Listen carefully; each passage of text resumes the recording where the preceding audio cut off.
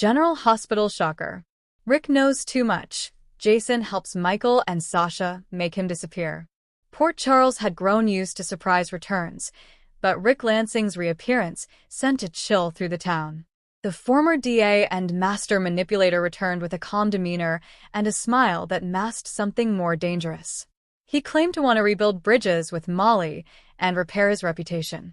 But behind closed doors, Rick had an agenda, and it wasn't just family healing. Within days of arriving, Rick began poking around Michael Corinthos' affairs.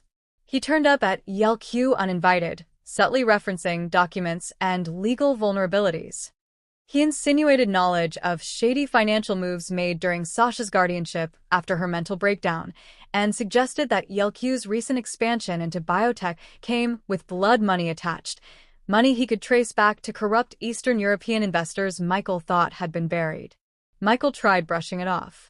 Sasha, still emotionally fragile from her mental health crisis and Lucy's attack on deception, was desperate for peace. But Rick wasn't backing down. Then came the bombshell. Rick claimed to have a flash drive loaded with confidential files, evidence that Michael had used insider information to outmaneuver a hospital board merger, that Sasha's guardianship paperwork had been manipulated, and most damningly, that Jason Morgan's resurrection was tied to illegal biotech deals connected to the same syndicate that once held Drew hostage. Jason, recently back from the shadows and struggling to reintegrate into his old life, immediately sensed danger. Rick wasn't bluffing. He knew too much. Michael tried reason. He invited Rick to the Metro Court for a quiet conversation, offering to make things right. But Rick, ever slippery, made a veiled demand. "Let me inside YLQ. A permanent role. I think you owe me." Michael exploded. "You think blackmail makes you a shareholder?" Rick smirked. "Call it reparation. I keep quiet. You get peace." When Michael told Sasha, she spiraled. "If the truth comes out, I'll lose everything. We'll lose everything." Her mental health, barely stabilized, began to falter. Nightmares returned. She locked herself in their penthouse bathroom for hours. That's when Michael called Jason. In the darkness of the Quartermain stables, the two men met under cover of night. Jason listened silently as Michael laid out the situation. When Michael finished, he asked the question Jason had been trying to avoid. What would Sonny do if someone threatened his son, his daughter-in-law, and the family business? Jason's response was quiet. Sonny would make him disappear. Jason didn't make threats. He made plans.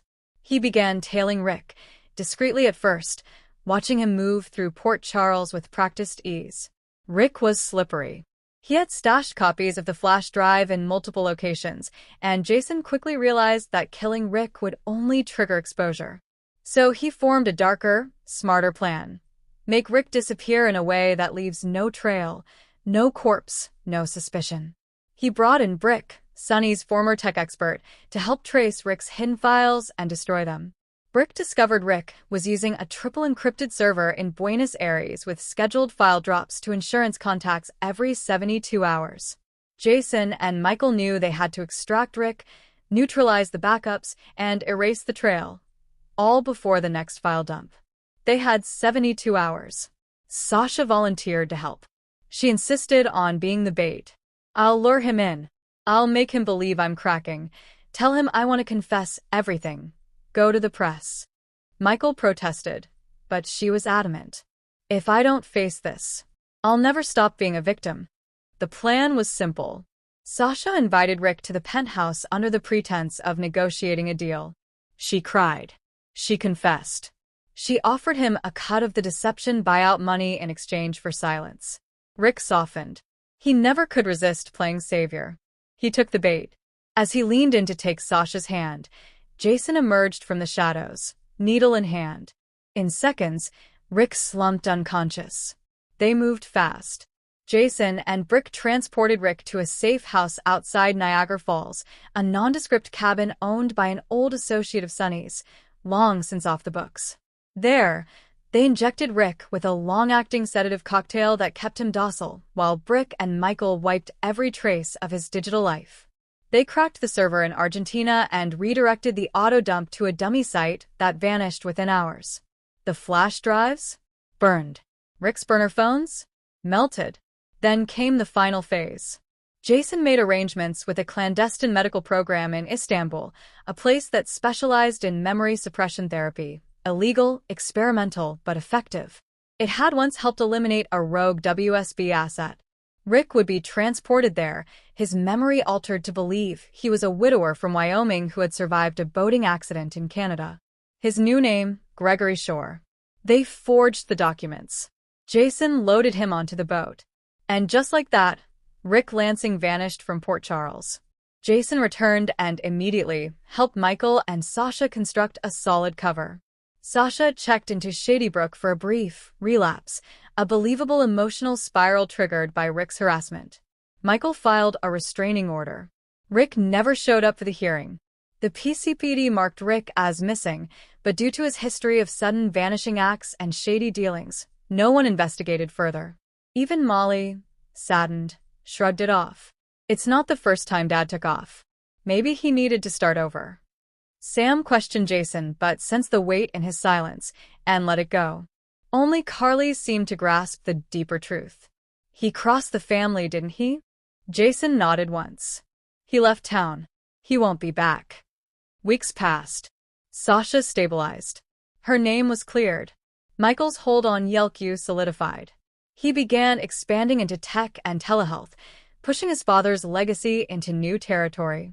But the moral weight lingered. Michael had crossed a line. He'd made someone disappear. Permanently. Illegally. And Jason had helped.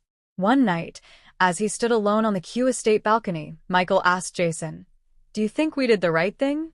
Jason replied, "It was necessary. You protected Sasha. You protected your family. But was it right?" Jason didn't answer. Months later, a man stumbled into a coastal clinic in Istanbul. He was dazed, confused, and unable to recall his past. His ID said Gregory Shore. His American accent was clear. The nurse took him in, unaware of who he used to be. But someone else knew. Across the world, in a dark WSB substation, Valentine Cassadine received a facial recognition alert. A match. Rick Lansing, altered but alive. Valentine smirked. Well, that could be useful. Jason, Michael, and Sasha believe they've buried a dangerous threat. But in Port Charles, nothing stays buried forever. Rick's past may one day catch up with him. Valentine has plans that involve unlocking Rick's fragmented mind. Michael's soul is growing darker, more ruthless. Sasha, though healed, still wakes with nightmares. Jason remains loyal but haunted. And somewhere in a forgotten clinic across the sea, a man dreams of people he can't name and whispers, "Corinthos."